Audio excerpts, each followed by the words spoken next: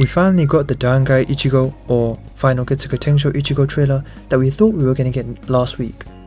And not only that, but if you're like me, I thought we were only going to get official gameplay last week. Well, it turns out we got Soifon vs Komamura gameplay today, and I think we're going to get more gameplay this week. And I'm going to break down both the Mugetsu final Getsuga Tenshou trailer and the Soifon vs Komamura gameplay in this video. And not only that, but I'm going to touch on some other gameplay that we got last week that I didn't really touch on very briefly. You know, the Mayuri fight and the Grimmjow fight very briefly. Of course, I'll save those two at the end because some of you may have seen it already, but I'll start with the new stuff because you're obviously looking to see that breakdown.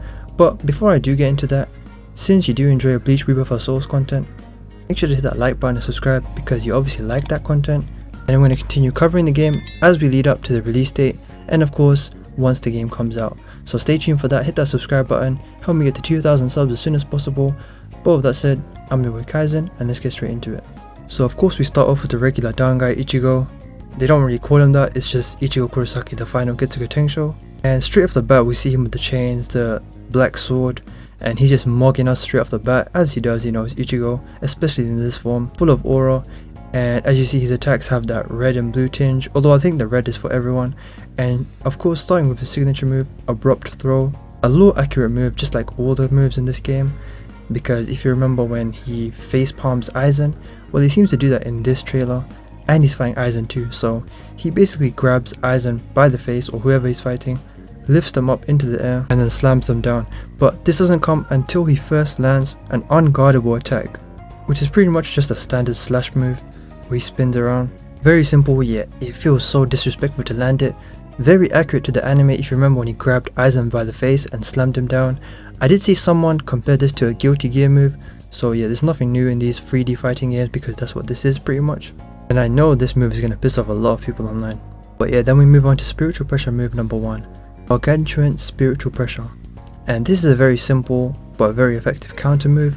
Basically when you use it, Ichigo sticks his hand out, and you should obviously time this while your opponent is trying to attack you, whether it's a ranged attack or a close-up attack. And he instantly like teleports behind his opponent and slashes them with his sword.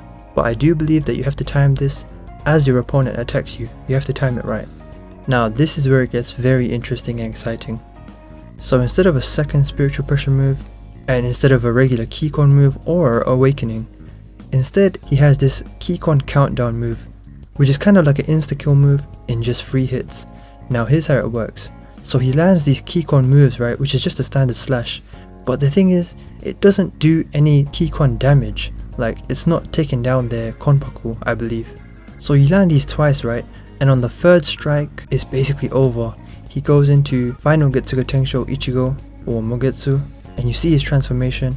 And here's the thing, it's not described as an awakening, but a conclusion. So it's kind of like a final hit move, awakening in one, although technically it's not an awakening as they say. And they even say there is no awakening for Ichigo Kurosaki in final Getsuga Tenshou. The 1st and 2nd Keycon move don't destroy the Konpaku, but he wins with the 3rd move, which is when he does this transformation. Not only that, but you know the first 2 Keycon moves that he does, the first 2 counters, his other moves are amplified after each one, so he gets stronger the more you land them, so you benefit from that, not just leading up to the, you know, the conclusion, but just getting stronger in general.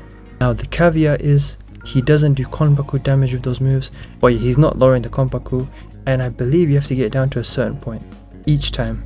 So it's not like he's completely broken, it's just that if you master him, you're gonna destroy everyone. But I feel like that's the case with a lot of these characters, but maybe he could be the meta, who knows.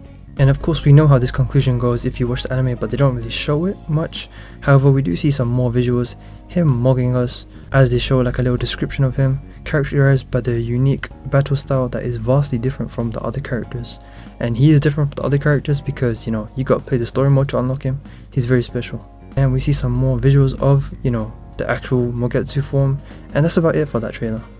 Next, of course, I want to talk about the Soifon vs Komamura gameplay. This is the one that just came out today as I'm recording this, or yesterday for you guys.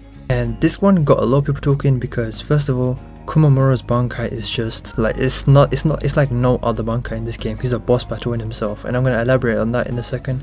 And Soifon is a big talk because surprisingly she's one of the most popular characters in the Rebirth of Souls community. Like, many people are saying they want to main her, and I understand because her gameplay is incredible. I might main her, I don't know.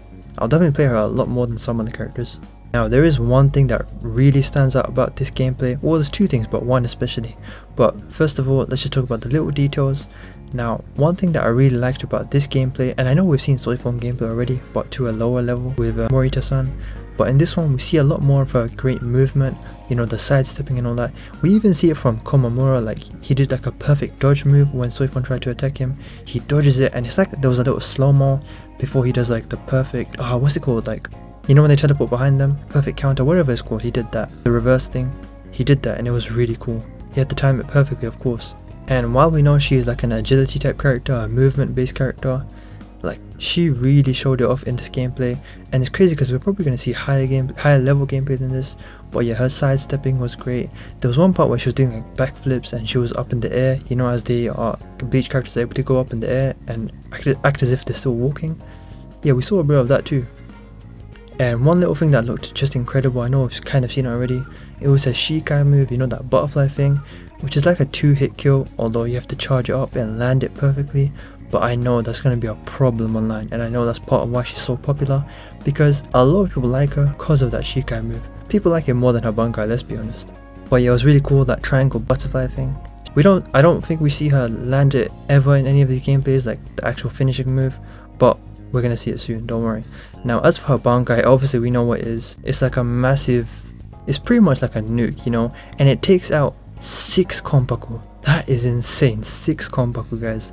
But I guess it makes sense for a nuke. But what I've noticed about each of these gameplays is there's one thing that stands out above all, and I think it's pretty obvious what it is in this gameplay, and you should see on screen, and that is Komamura's Bankai. Now, if you aren't familiar with Bleach, which is fine because a lot of people are interested in this game for the gameplay, his Bankai is basically like a giant samurai fighting for him. Like he's controlling it like it's freaking Real Steel or JoJo's or something. And you know what's crazy? We see this from his POV, but I really wish we saw it from Soifon's POV, because he essentially turned into a boss battle. Like, they may as well have just played Dark Souls music at this point. By the way, the soundtrack was amazing throughout this whole thing, like Soifon's Awakening especially. I know you can customize that, but it was amazing. But yeah, they may as well have played boss battle music for him, because that's what he was, you know, like, it's like when you fight him, you have to fight him as if you're fighting a boss fight and not just a regular 1v1. I really wish we saw her POV, because like she was just standing in front of him, you know. It's like it zooms out to show his whole Bankai. It was insane. And of course, no surprise, she couldn't handle that and he smokes her with it. So yeah, that's pretty much how that gameplay went, to summarize. And now I do really want to quickly talk about the Szayelaporro vs Mayuri fight. There's not too much to say, but there is like one thing that everyone was talking about that I have to talk about.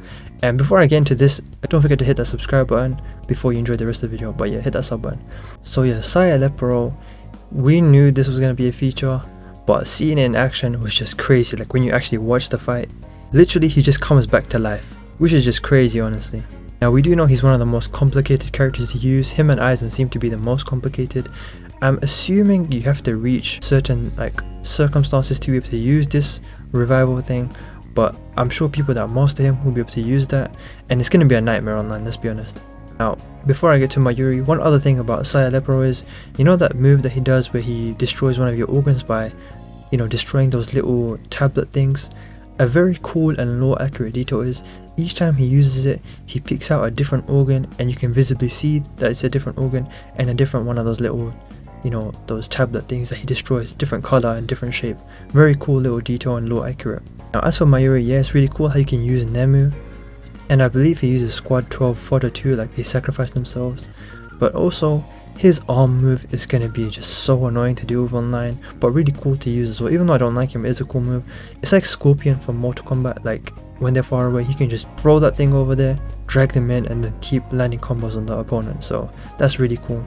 And of course, there's this poison bubble too. You can probably like use those back to back and do a lot of damage as well as combos. That would be great. And then of course Nemu and Squad 12. He has a lot of different things you can do. That is cool. Even though I don't like him, he's a creep, but still. Now last but most definitely not least, you know I had to talk about Full Hollow Ichigo or Vasto Lorde Ichigo versus Grimmjow. Two of the fan favorite characters, fan favorite form, all that stuff. Now what's crazy about this is another case of coming back from death.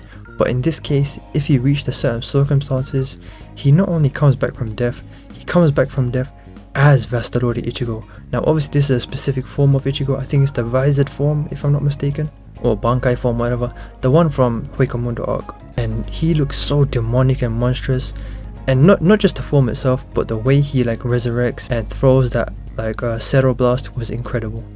You should be able to see it on screen. Now I do want to talk about a couple little cool details about this gameplay other than Vasto Lorde, and one of those is the stage transition. Now I know we saw the stage transition with Kaku in his gameplay that I did a breakdown of, which you should see linked at the end of this. Do remember to click that video at the end. But yeah, we did already see stage transitions, but in this one it was a very cool straight stage transition in Huikamundo. He goes from like the upper part of Huikamundo into those little like pillar things. Very cool. There's stage destruction as well. Now one last detail that a lot of people were pointing out about this gameplay on Twitter was there's a part where Grimmjow, it's like he threw a feint or something, or like he threw a bait move at Ichigo but wasn't fast enough to land it, and I think he mixed it up with a breaker move while doing a combo, like a mix up, and that was really cool to see because we haven't seen that yet.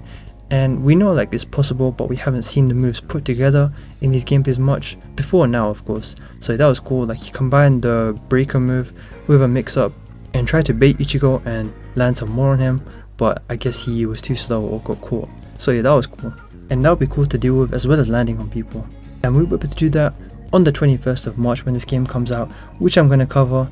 And if you are looking forward to that, which you are, because if you're watching at this point in the video, you obviously enjoyed the video, it was informative for you, and you want to see more Bleach Rebirth for Souls content. So in that case, why the hell wouldn't you hit that subscribe button? I'm going to come up on your YouTube homepage anyway. I'm a small channel, but I'm trying to hit 2,000 subs as soon as possible, and maybe one day I'll be a big channel one day and you can say you're an OG. So hit that sub button, have some faith, hit that like button, it helps out immensely to push the video out. Click that Bleach video down below right there, it should be on screen now. It's very informative and I think you'll want to hear it. Do check out my Twitter in the description below. And with that said, I've been your boy Kaizen. We're so close to this game, I can't wait, and I'll see you in the next one. Peace.